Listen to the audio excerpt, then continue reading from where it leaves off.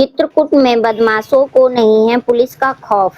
चित्रकूट में अधिवक्ता संघ अध्यक्ष के घर बम से हमला, सीसीटीवी फुटेज वायरल, वकील स्ट्राइक पर।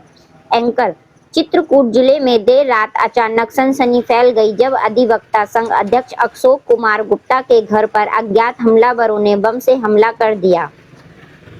बताया जा रहा है कि धमाके की गूंज से आसपास के इलाके में दहशत फैल गई। गनीमत यह रही कि इस घटना में किसी के तरह की जनहानि नहीं हुई, लेकिन घटना ने जिले की कानून व्यवस्था पर सवाल जरूर खड़े कर दिए हैं। घटना का पूरा वीडियो घर में लगे सीसीटीवी कैमरे में कैद हो गया है, जो अब सोशल मीडिया पर तेजी से वायरल हो रहा है। फुटेज में साफ देखा जा रहा है कि अज्ञात हमलावर मौके पर पहुंचे और अचानक बम फेंक कर भाग निकले। पुलिस ने वीडियो कब्जे में लेकर जांच शुरू कर दी है। इस हमले के विरोध में जिला अधिवक्ता संघ ने तत्काल बैठकर बड़ा फैसला लिया। अधिवक्ताओं ने हमले को गंभीर सुरक्षा चूक बताते हुए स्ट्राइक हड़ताल का ऐलान कर दिया। आज जिले भर के वकील अदालतों से दूर रहे और काम का बहिष्कार किया। वकीलों ने प्रशासन से आरोपी की जल्द गिरफ्तारी और सख्त कार्रवाई की मांग की है। फिलहाल पुलिस ने अज्ञात के खिलाफ मामला दर्ज कर जांच शुरू कर दी है। जिले के आला अधिकारी खुद घटना की मॉनिटरिंग कर रहे हैं। वहीं अधिवक्ताओं में आक्रोश है और उनका कहना है कि जब तक दोषियों को पकड़कर कड़ी कार्रवाई नहीं की जाती, आंदोलन जारी रहेगा। व्हाइट अशोक कुमार, अध्यक्ष bar association Chitrakoot. Reporter Shah Alam, Chitrakoot. 9455176400। दिनांक 30/9 की रात मैं लगभग 1:10 पे मैं जब सो रहा था तो बहुत तेज आवाज़ आई होगी।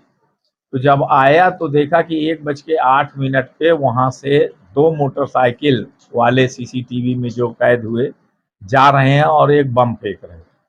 और ये बम फेंकने के बाद मैंने पुलिस को बुलाया। पुलिस ने आकर के उनकी सबकी तलाश करने की कोशिश की। तो उसमें पता चला कि ये 3 आदमी थे। एक रेकी कर रहा था लाल टोपी वाला और 2 आदमी और थे।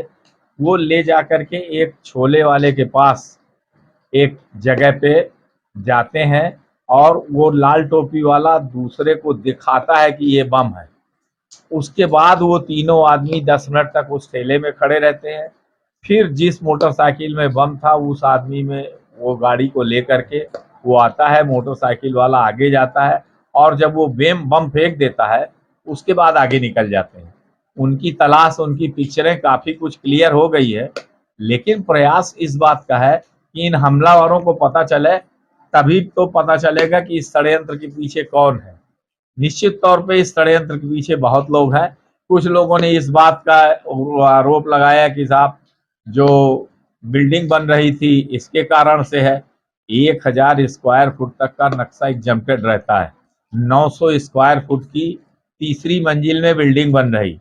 करीब में 99% मकान ऐसे हैं जहां बन रहे मकानों के अगल बगल पे सेटबैक छोड़ा नहीं रहता, लेकिन वहां तो किसी को नहीं दिखाई पड़ा।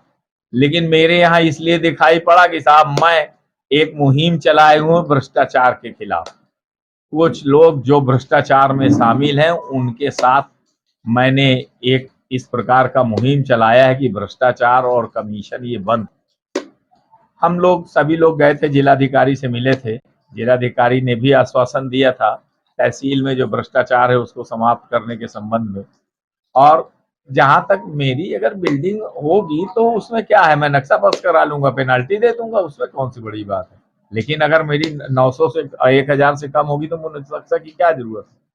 एक और चीज कहना चाहता हूँ, अधिवक्ता संघ में ये जो प्रकरण है सारे अधिवक्ताओं का अपमान है अगर उसके अध्यक्ष के यहाँ बम फेंका गया है। और जिन लोगों ने मुझे इस घटना को करके सोचा है कि मैं भय में डाल दूंगा, मैं वो व्यक्ति नहीं हूं जो छोटे फोटे इंजन बम फेंकने वालों से भय में आ जाऊं। मैं केवल ईश्वर से डरता हूं और किसी से नहीं डरता। उनको मैं बताता हूं षड्यंत्रकारियों को, याद रखो इस घटना से मुझे कोई फर्क नहीं पड़ेगा। अगर मेरे ऊपर हमला करना है तो सामने से करो आके। लाइसेंस तो मेरे पास पहले से है, मुझे जरूरत ही नहीं है।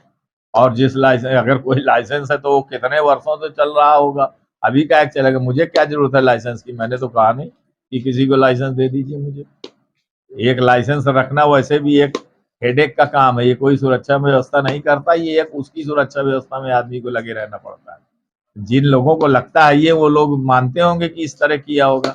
मैंने तो आज तक किसी के लाइसेंस वाली की कोई सिफारिश भी नहीं की। रंजिश क्या, मेरे 40 करोड़ की प्रॉपर्टी का जो विवाद चल रहा, मुकदमेबाजी चल रही है, वो स्वप्निल अग्रवाल से चल रही है। उसके अलावा मेरे ऊपर हो सकता है कि ये जो लोग नाराज हैं, ऐसे लोग हैं जो ब्लैकमेलिंग करने वाले हैं, इन लोगों नाराज हो सकते हैं, ये कर रहे हो। लेकिन समस्या इस बात की है, आजकल के युग में इस तरह की घटनाएं करने से क्या कोई शांत हो जाएगा? कभी भय में आने वाला वकील नहीं होता, और जो वकील डर गया वो अपने आप को समझे मर गया।